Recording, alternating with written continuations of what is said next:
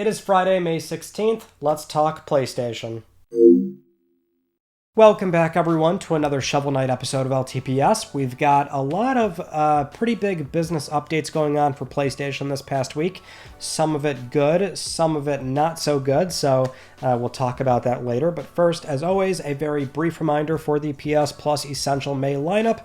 Those games are still live on PSN, so make sure you claim those. Also, this coming Tuesday on the 20th, we have the PS Plus Extra and Premium May lineup going live on PSN as well. And for PS Plus Extra, we have 9 games total. That's Sandland, Soul Hackers 2, Five Nights at Freddy's Help Wanted Full-Time Edition, Battlefield 5, Stalker Legends of the Zone Trilogy, Grand Blue Fantasy vs. Rising, Humankind, Story of Seasons, A Wonderful Life, and Gloomhaven Mercenaries Edition. Not exactly bad games, but I think arguably this is the kind of month where nothing is really standing out far above the others. I hear Sandland is very good. If you like RPGs, then Soul Hackers 2 is probably up your alley. Grand Blue Fantasy is going to be a really fun Arc System Works fighter that you can mess around with, but kind of a low month for Extra, definitely. And then going into PS Plus Premium, we have one lone PS2 game, Battle Engine Aquila, which that is the kind of game where it's the epitome of this lineup gets announced. Everyone's like, what is that game? Never heard of it, have to look it up, have to see gameplay. And I myself, not really that familiar with the game either, but you look into it, you see the reviews were pretty good for its time, and this is the argument I'll always make for any sort of classics and ports, any sort of new accessibility options for these much older PS1 to PSP games. Love it when it's these kind of games, something you didn't hear of before. So I think that's great. The problem is that when it's the only thing you're getting that month, and it's only one game, and I mean, usually we're lucky if we get 3 classics in a month. It's just, that's where it gets really exhausting, borderline infuriating, where it's just such a very slow rollout. It's that push and pull, and I never want to give implicit conversions too much business because it's highly dependent on the licenses they can get. Also, they're not a huge team, so there's also that hurdle to get over as well, but it's still just kind of really annoying when you're sitting here hoping for some classics that maybe you've heard of, one of your favorite games from back in the day, or just well-known IP that you think should be brought forward, and it's not happening, and you get something like this that you've never heard of. I still think it's really great to see this game come back, but gosh, I just wish we had a little bit more than just this. Anyway, moving on to our first news story. It seems like Apple Pay is finally available for the PlayStation Store, so you can now use an iOS device and scan from your phone or your iPad, make the transaction that way, so it's from your device where you have to use Face ID or Touch ID. Now, obviously, it's another way to give Sony money, but in actuality, not a bad way to do it, if only because as far as like privacy and security goes, you could then take off your credit card info from your PSN ID because the transaction then happens off your PS5, right? So actually not a bad way to start buying your games if you want to not have that credit card info tied to your PSN ID in the interest of if your ID gets compromised or something. So it took a while for them to finally offer this, but at least you can finally do that. And if you also have Apple Card, you can get that percentage kickback for using Apple Pay. So good to finally have this option here, better late than never. All right, moving on to Sony's fiscal year 2024 financial results ending March 31st of this year. So not only do we have their Q4 results, but we also have the entire FY 2024 as well. And this is also the very important earnings announcement where they do make some comments on the US tariff situation. So first and foremost, the sales data. Sony sold 2.8 million PS5 consoles during Q4, so that runs from January 1st to March 31st, and that is down from 4.5 million year on year. But in total, Sony moved 18.5 million consoles for fiscal year 2024, and that's down from 20.8 in fiscal year 23. But that does bring the worldwide total to 77.8 million consoles, so it is still trending slightly behind PS4 at about 1.4 million consoles behind PlayStation 4. Sony predicts they'll move about 15 million consoles for this fiscal year, so trending downward as it would for where it is in the life cycle. For the digital software ratio, it's at 80% for the last quarter, so that was a previous peak they matched with fiscal year 2024 Q1, but the fiscal year average was 76%, and that is up from FY23's 70%, so still trending upward. And then monthly active users was 124 million, and that's up year on year, but slightly down from the last quarter, where that was a new peak of 129 million. Sales for the year were up 9%, due primarily to non-first-party game sales, add-on content, and foreign exchange rates. It was negatively impacted by a decrease in sales of hardware and a decrease in first-party game sales. Operating income was a massive 43% increase for pretty much all the reasons we just listed off, and so for their fiscal year 2025 forecast, they are revising this where they're expecting an 8% decrease in sales, but a 16% increase in operating income, and the major positive impact here is due to sales of first-party software, aka they're expecting to sell a lot of games during this fiscal year. So obviously we know about Ghost of Yotei, DS2, Marathon, probably some more games that they're planning on shipping. And so getting into the US tariffs, we do have some comments here. So first off, if you didn't see on Monday, a 90-day pause went into effect between China and the US. So right now it's not 145%, but it is still 30%. So broadly speaking, Sony says they're considering their options, and that does include stockpiling inventory in the US, adjusting shipment allocations globally, and yes, raising prices on certain products. And that's for everything Sony does, not just PlayStation. The company expects about $680 million in tariffs for the fiscal year, and the CFO Lin Tao did say they're considering passing that impact on to customers. Now, specifically for PS5, Sony's president and CEO Hiroki Totoki did say that they could move PS5 manufacturing to the US. It is possible. It would be an efficient way to get around the tariffs, but they stopped short of saying that's what's actually going to happen. We did also hear from Lin Tao that PlayStation hardware is manufactured in 4 countries right now, and a high ratio of that is from China. And she also said that they have about 3 months of hardware stockpiled in the US, so right now they're saying they're not in a critical situation where they have to make immediate decisions. And that is pretty much word for word what they said. They're not in a critical situation where they have to make immediate decisions. And that is actually very insightful to hear, because their comments are not all too surprising in that every other public company is saying the same thing to shareholders right now. As in, we have options, we're considering them. They might get a little bit more specific as far as like, here's what we have for our own supply chain, here's how we'll navigate it, here's what it's going to cost us. They're all saying the same things, but it is really insightful to hear that the ratio we didn't know. I mean, presumably a lot of consoles are coming out of China, obviously, since we know they're not strictly manufactured in China, but a lot do come out of China. So as far as global allocation, we certainly thought they can move things around to try and avoid tariffs, or at least trying to increase prices rather in the US, because that is the thing we can acknowledge. They did increase prices, but they seem very reluctant to do it in the US. So combined with moving stock around, I'm not sure, because America is a very big market, obviously. They sell a lot of consoles here, so I'm not sure if the other facilities can make enough to keep supplying the US to mitigate that percentage and keep it as low as it possibly can be. But between that and the existing supply they do have here, it's kind of cool to know at the very minimum, like if you're, let's say, a prospective customer, then you know you kind of have a tentative deadline of, well, they're not going to raise prices now, probably not for 3 months. So if you're in the market for a PS5 or a Pro, maybe now is a good time to do it.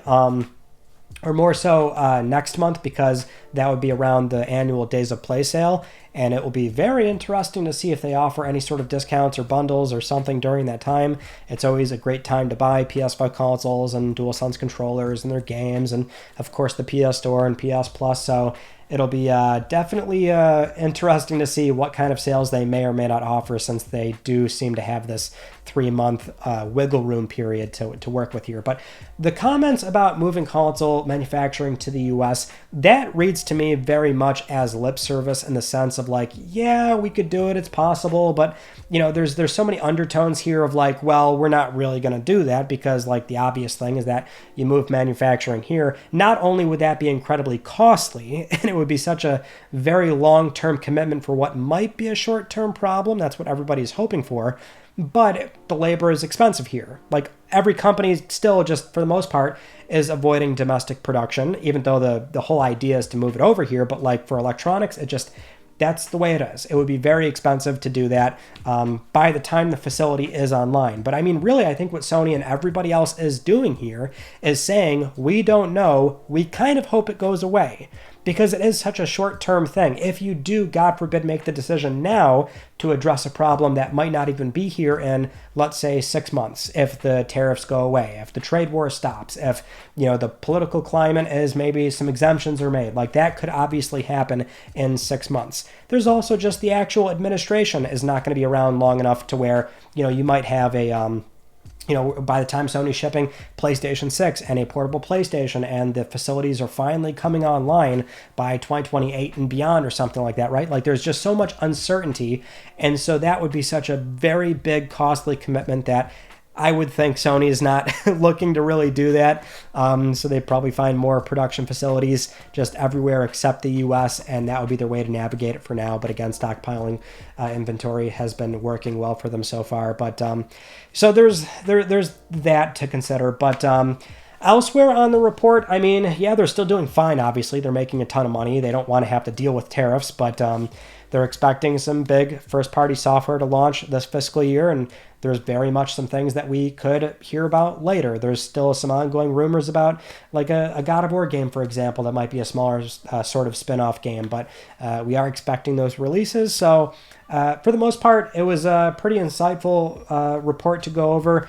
And now we kind of know where Sony stands. It's kind of good to know that we have a basic timeline here of immediate decisions not taking effect right now. Let's move on to some game news here, beginning with Death Stranding 2 on the beach, where we're hearing from Edge Magazine. They were speaking with Hideo Kojima. We found out that the internal mock reviews for this game are doing a lot better with audiences compared to the first game, and that is somewhat disappointing Kojima, just in the sense that he actually wants to be more controversial. So he said, and I quote here, "Sony is pleased, of course, but I do wish I was a bit more controversial. Blockbuster films need an 80% approval rating. I don't want to make games like that. I'm not interested in appealing to the mass market or selling millions of copies. That's not what I'm aiming for. Of course, I can't afford to make a failure either. I must take care of my studio, my staff, and our production budget. But in essence, I don't want to simply recreate something that's already in the world. I want to make something new." What's so funny about this answer is that if that's what he's always trying to do, he nailed it with the first game, because that had a complete divide down the middle. It was incredibly polarizing for what was a very high-budget, unconventional game, with this sort of surface-level reductive comment that people tend to throw at it of it being a walking simulator. And sure, that's a lot of what you're doing in that game, but for some, they loved it, and for some, they couldn't stand it. And so he nailed that back then. Ironically now, I mean, and maybe it speaks more on the content of this game in particular, in that there is more action in this game, but maybe more of that action is speaking to the test audience that they were benchmarking the game with. Or maybe it's a matter of this game having time on the market and people are just finally coming back around to it. I mean, it seems anecdotal to say, but time and time again, whether it was through Game Pass or the PC launch or Plus, people come back to the game, they're away from the noise of when it came out, and they give it a shot, and they end up really enjoying it, right? For some, it's like they finally have that realization of, there is something here that I really enjoy, and that could have been the very people that were a part of this mock review. So either way, that's really cool, and I love that comment from somebody that, they do still have that responsibility to their staff of making a big seller. But Kojima still has always been that sort of against the grain creative that puts out something like DS1, and it very much was polarizing. Moving on to some Helldivers 2 news. First, there was a very big content drop, and I guess another one is happening very soon as well. But basically, for those that have been out of the game for a little bit now, there's a new enemy type in the game called the Illuminate. They're attacking Super Earth. There's another new enemy called the Crescent Overseer. There's also a new flesh mob Frankenstein monster thing. They've also added new weapon customization features for most of the weapons. So now you can tweak things like the sights for precision, color patterns, magazines for ammo capacity, things like that. There's also a new Masters of Ceremony Warbond, and the Superstore isn't doing any item rotation anymore, so everything is always in stock when you buy. That is like a huge pet peeve of mine. I'm not one to play live service games, but like the games that I do engage with every so often, I really cannot stand item rotation where you see cosmetics that somebody else has and it's like, why do they have that? You look it up, it's like, oh, it was only available for a set amount of time. That bugs the hell out of me. But yeah, it seems like a lot of people went back into the game. Huge player spike on Steam, probably also happened on PS5. So if you have been out of Helldivers 2 for a little bit, probably a good time to go back in and check out all the new content that's going on for Sony's one very well-received live service game. Now that's a good segue to our next story, though, which is it wasn't just Sony's game. They did fund a very large portion of it, but it's Arrowhead that made it. And that is the news, that Arrowhead is doing so well with this game that they are now in this very privileged position of being 100% funded for their next game independently. So we have some comments here from Arrowhead CEO Shams Yorjani, where recently they talked about this on their community Discord, and they explained that Helldivers 2 is just, it's doing that well. So they say, and I quote here, "The wonderful thing is that thanks to the amazing support of you fine people, Arrowhead's future is quite bright, and we have the freedom to explore some really cool concepts that we couldn't have otherwise. Game 6, our next project, will happen the way it will happen thanks to you. The next game is 100% funded by yourselves, so we'll call 100% of those shots." Now, when somebody chimed in asking about their partnership with Sony and if there was anything negative about it, they responded with, and I quote, "No way, PlayStation are great. There would be no Helldivers if it wasn't for them. We're open to working with them again in the future. They are incredibly game dev oriented, solid partners, and this is me just saying it like it is, not blowing smoke up their asses." Now, it should go without saying that they are still the Arrowhead CEO. They still work there. They work with Sony directly with this ongoing live service game that they funded, published, and own the IP to.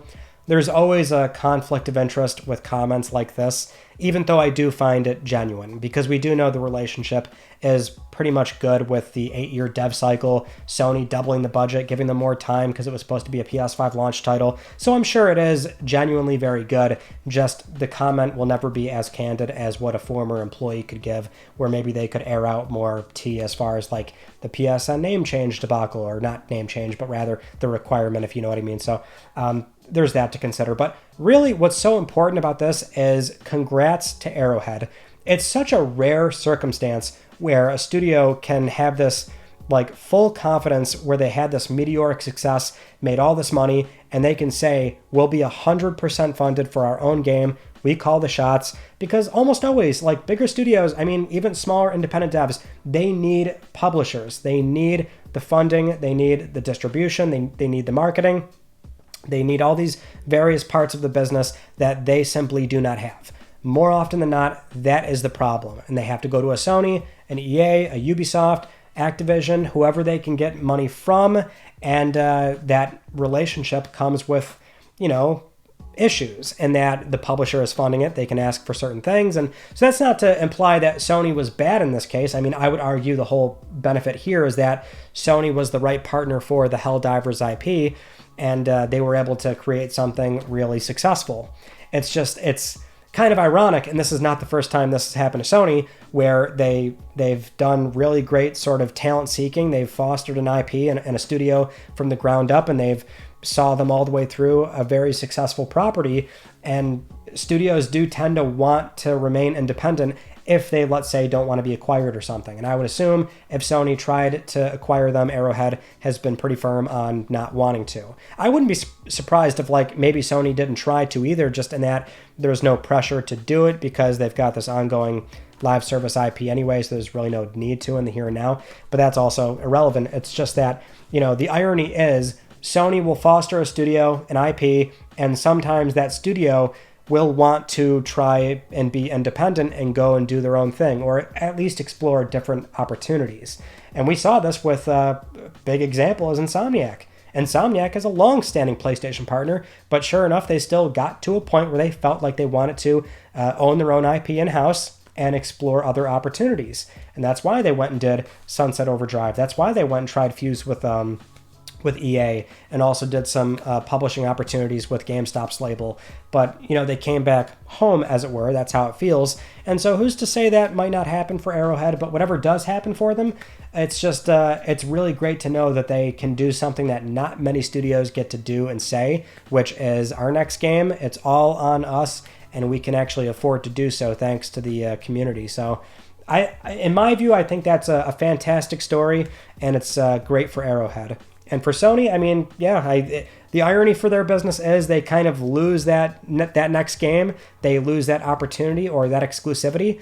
But that's the PlayStation story. They go out and they scout another studio. They find another new IP, that next big idea, and they foster and they grow it. So maybe that will continue to happen, hopefully. Moving on to our next story, and this one is also quite the opposite from what we just talked about, but Haven Studios, which was founded in 2021 by Jade Raymond in Montreal, Quebec, and then acquired by Sony Interactive Entertainment in 2022, and then they revealed Fairgames in 2023. Well, Jade Raymond recently left the studio, confirmed by Bloomberg. We're actually hearing that apparently a few weeks ago there was a studio-hosted external test of Fairgames, and so concerns were raised by some of the developers because the feedback probably was not that good, and there's also concerns about how far along the project actually is. And the only other thing we have here is a pretty generic statement from SIE to Bloomberg where they say, and I quote, "Jade Raymond has been an incredible partner and visionary force in founding Haven Studios. We are deeply grateful for her leadership and contributions, and we wish her all the best in her next chapter. PlayStation is committed to supporting Haven Studios and excited to continue the journey." So I think for a lot of people looking at Jade Raymond with Haven Studios, Fairgames, this was kind of the make or break it moment to see her deliver something, which is fair. I mean, obviously it's been a little bit since they did ship a game. The whole Stadia thing was also a Stadia problem, to be completely fair. But it is kind of fascinating with Jade because it's similar to like other big names in the business, and like the games industry historically was always very faceless for a long time. Nowadays, like the last 10, 15 years, it's been a little bit more commonplace where people are a lot more privy to these names that are attached to certain studios or at least certain IP and things that they've shipped. Maybe not as legendary as a Hideo Kojima, but lesser known names that are still known enough. I'm thinking, Stig Asmussen, Glenn Schofield, Ken Levine, Randy Pitchford, Amy Hennig even. But there are some of those names that I did list off, and like they're actually in a very similar spot to Jade Raymond in that they either recently shipped a game and it didn't work out all that well and they left the studio, or they're bouncing around studios and they still haven't shipped anything. That's actually been Amy Hennig's story for a long time. So it's just one of those things where, not to like defend Jade Raymond, but like it almost feels like a byproduct of how tough the environment is nowadays to actually make and release a game. If something is going south and you have to cancel and reboot, it's just not like what it was during the PS3 cycle where you have Naughty Dog doing 3 Uncharted and a Last of Us all in one cycle, right? If you do, God forbid, have to reboot, move to a different team or something, like it takes a long time to ship and show a product. Jade Raymond has a lot of credits under production roles on various Assassin's Creed games, and then managing director roles on other Ubisoft titles. I mean, they've got credits. They've obviously got a resume to stand by. But, if you've had like bad luck on 2-3 prior projects and it takes so long to ship something, you can see how it looks pretty bad. So it just kind of sucks for that. But we also don't know the conditions of exactly what went on here. It does seem to be not great, obviously, when you have the founder leaving. Maybe her plan the whole time was to establish the studio, get it sold, bounce out. That's like the typical tech story. Found a company, get it sold, and do your contractual obligation to stay for a set amount of time and then leave, get your golden parachute. So I don't know what the conditions are. I would presume that, the game is maybe in a very tough spot. And it's not like the people that are at the studio aren't aware of that, especially when they can look back at SIE's current live service lineup, or lack thereof, where there's been a lot of cancellations, a culling of the portfolio, Sony bringing in Bungie, realizing that was in turmoil, and they've learned the hard way that live service is extremely difficult to establish and get going. And it's the same point I make with prior news stories. I know it's so easy to dogpile on the live service debacle. My thing is, pick the best worst option, and that is probably canceling games, moving on, and understanding that, oh man, this is actually a lot harder than we thought it would be, right? So not to say I want games to be canceled where people are losing their jobs and studios are getting shut down. I don't want that to happen, but like, it's tough to also see these games all the way through and then they completely fail and it's like another Concord, right? I'm not really sure what the best outcome is, but you kind of usually have to cut your losses and move on to something else. But that's not even a thing just yet for Haven. So I don't know. I mean, it's completely fair, though, to look at Fairgames, and everybody had problems with it. It looked like a very Ubisoft-style game, which is what Jade's background is, and that's not exactly a compliment nowadays, is that it looks like a Ubisoft game. And it's also completely cinematic, so it's not even entirely fair to judge that game, because they weren't able to really show what the gameplay loop is for it just yet, right? So there's a lot of speculation we could do. I'm always one to refrain until we get more info, but like, obviously not looking too good for Haven. I would hope that Haven still has an opportunity to keep going, and maybe this game does have a future at some point. How much that does or does not relate to Jade Raymond leaving, we do not know, but it doesn't look good, obviously. So that's sort of where we are. Another newly established PlayStation studio that was doing live service, and a lot of these games are just simply not panning out. It sucks, but that's where we are. We'll keep following this and see if anything new pops up from the Haven aftermath, but it doesn't look good. Moving on to some Rockstar news here, where we have two PS3 games that might finally make the jump from PS3 to modern systems, so at least PS4, hopefully PS5, but it is GTA 4 and Max Payne 3. So this rumor comes from Tez2 on the GTA forums, where they've been very privy to ongoing developments at Rockstar Games, and so they do say that somebody at Rockstar was hinting at the port coming, saying that we may see it drop later this year, and that it's one more reason, in addition to a few others, for why the Liberty City Preservation mod project was taken down recently. And they did also mention that a Max Payne 3 port would come after they do GTA 4. And I found this pretty noteworthy, given that, you know, in the context of PlayStation, we don't have these titles that are sometimes through the backwards compatibility program on Xbox, where it's playable through that program, so you can insert the disc on a Series X and pull a digital version of that game. PS3 is our infamous cell processor bad boy, where a lot of games just need straight up ports for us to play them on PS4, PS5, and GTA 4 and Max Payne 3 for that matter are very big, well-known titles that I would love to see that port. And that is maybe the other important thing to clarify. They do say the word port, as in it might be very similar to the Red Dead PS4 port, where it's kind of a resolution bump, and that's basically it. They actually capped the frame rate at 30, and they had to patch it to uncap it for backwards compatibility on PS5, so it would get pushed up to 60. So if they're looking to do like the bare minimum here, I mean, I actually wouldn't mind that. Just give it a resolution bump and unlock. Well, the game already has an unlocked frame rate, if I remember, because it has this weird issue on Series X through backwards compatibility, and Xbox One too. I think it would just push it to 60. But frame timing for like quick time events, it like breaks that game for certain portions of that game. So they would have to address probably a few issues. But otherwise, if they're looking to do the bare minimum, at least it's something where, like, hey, they'll actually get the game available for PS4 and PS5 owners, so we can finally play one of those big marquee 7th gen games on modern systems. Next up, we have a very small, take it with a grain of salt update for the rumor of Gears of War Reloaded getting a physical print on PlayStation 5. So this comes from the Polish site ppe.pl, where a reader wrote in with information confirming that a physical copy is going to be available, and pre-orders are going to open up on June 8th. And that might explain why the one Spanish retailer had to delete their tweets and also take down their store listing, because technically speaking, the pre-orders are not open just yet. You can only wishlist it on PS5, so there is still that set date where you can start accepting pre-orders. So that might be our last bastion of hope, is when June 8th comes by, we'll see if the game does indeed have a physical print for PlayStation 5. Moving on to a rumor for PlayStation 5 Pro and PSSR, Sony's AI upscaling solution, PlayStation Spectral Super Resolution, where we're now hearing that the next big PSSR 2 style update is indeed in the works, and Sony is attempting some very ambitious targets. So this rumor comes from the YouTube channel Moore's Law is Dead.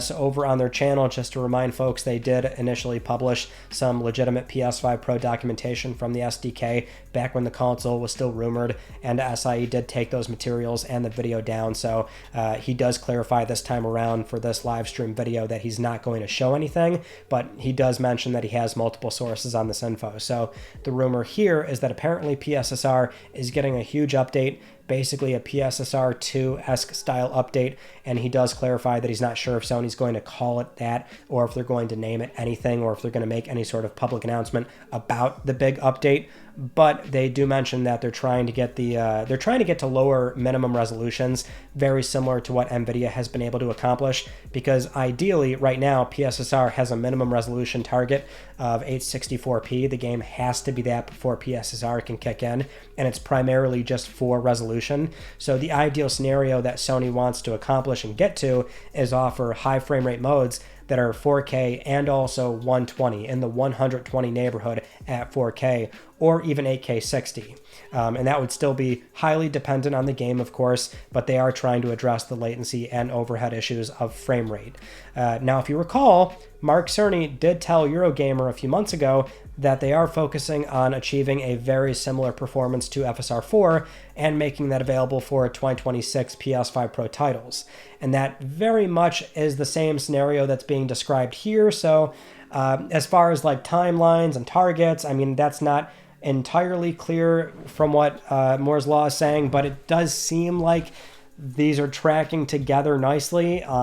The other context here obviously is that we expect PSSR will be a sort of key pillar for PlayStation 6, which is also not too far behind, obviously. So, even hearing 4K 120, 8K 60 sounds kind of insane, especially for some of the bigger AAA high-end stuff. But it seems like a key metric they would like to accomplish, and that seems maybe more realistic on PlayStation 6. But we saw really good results from FSR4, and Mark Cerny did confirm publicly, we want to get to that. We want to reach those levels, and FSR4 does deliver some really impressive results, as we saw from the PS Studio titles that were benchmarked with FSR4.